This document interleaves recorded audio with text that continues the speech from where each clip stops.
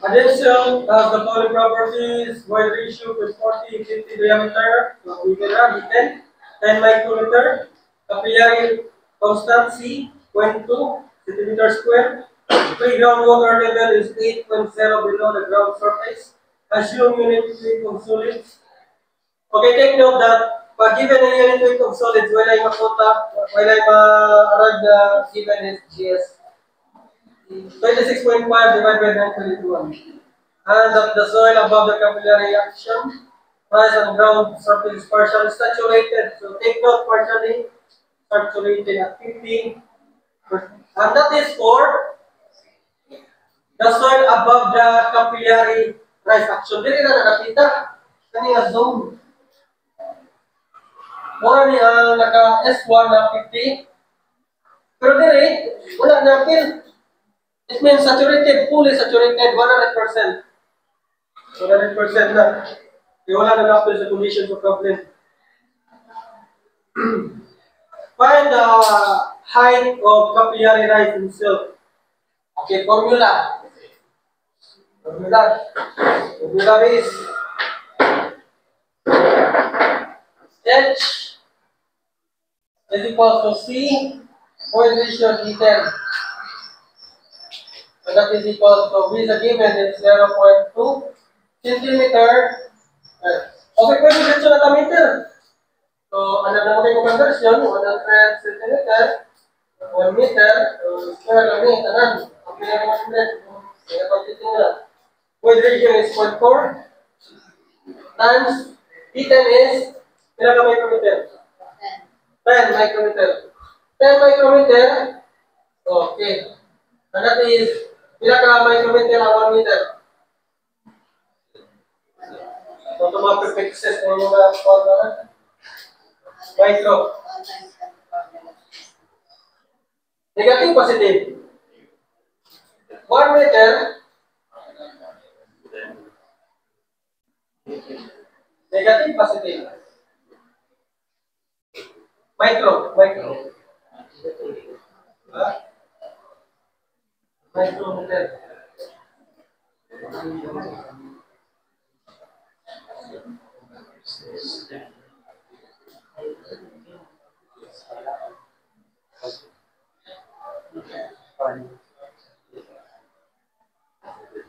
Positive.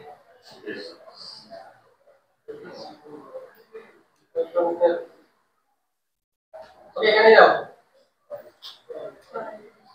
Sila. 5. Already meters na eh. So, pag wala kanila na, it means, addition to, ang problem is addition, opposite na addition ni, okay lang yung klase na soil self na ganun. Pero, 8 meters, 8 meters below the ground surface. Ito, 8 niya. Dali ng ground water table. Originally. Ito. 5 plus that is 3. This is the cutting area zone. This is the zone of capillary rise.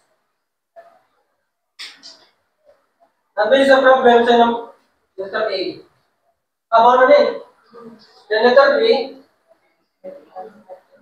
effective stress at point 5 meters below ground surface depth or wala sa ground 5 meter depth. So 3 plus 2 mani.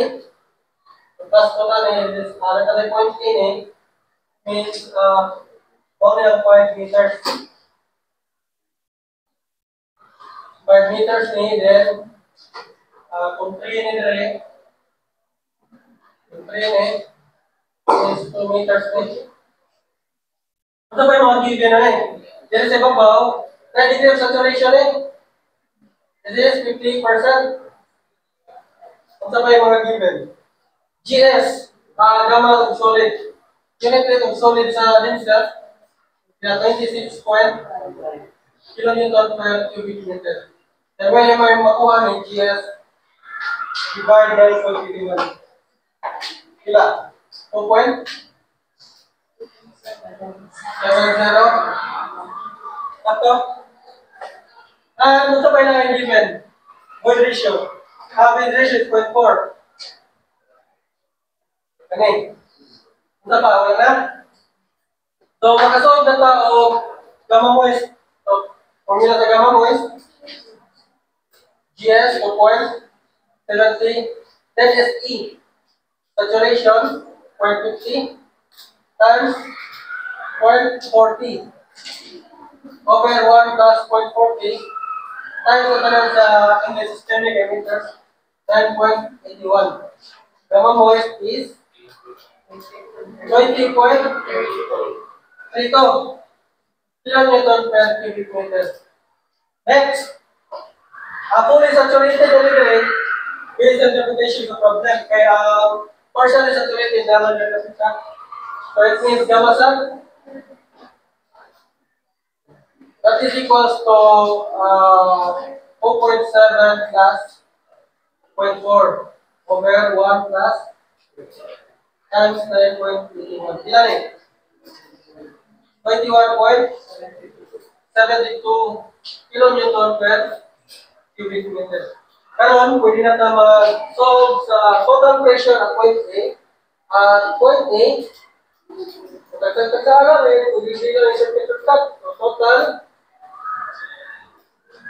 magulat pa sa mo is 20.3 to. Pila height? 3.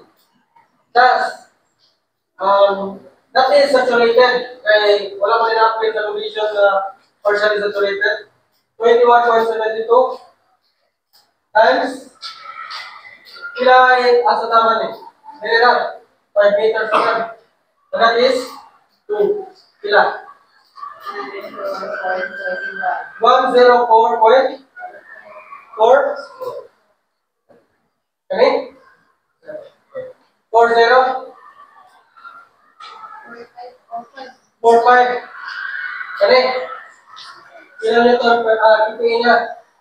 Then ang water, kato na ito na formula negative as gamma water. And since saturated man, wala na ng S na, wala na ng so negative 9.81 unit of water times sila yan. Para yung gano'n sa original na report. Bali na sa na, like sa ulay sa sulit, nuclear test, focus. So that is, bilang na ko na 8 minus 5. 3 meters. 3 meters na. Ilan eh? 9.21 times 3. Negative 29.43. And therefore, effective is total minus 4 water. 104.45 minus negative, so muna na plus 29.43, and this is 133 point, you know, 88, and this is 58. Next, say, sorry, total.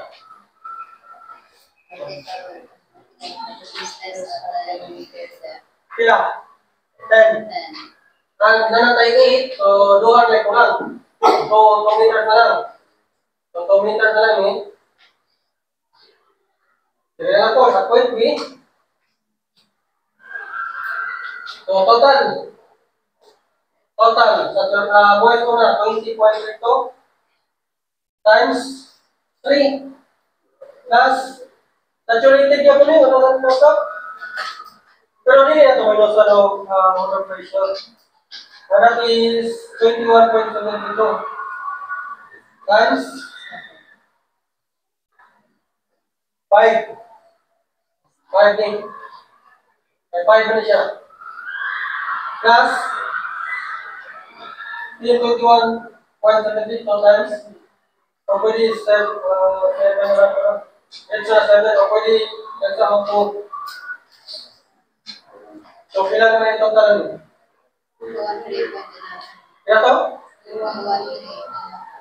2, 1, 1. PPA. And then, ang water pressure, positive na, kaya naman sa ubos. Kaya naman ako drawing na ito. Stress strain. Then positive, 9.81 times. 2 lang. Ilan? 19.62 PPA. And therefore, effective is total 213.11 minus 19.62. Ilan? 193.38 PPA. Sakto ba? Sakto din eh. Depende sa pag-store na. Store na.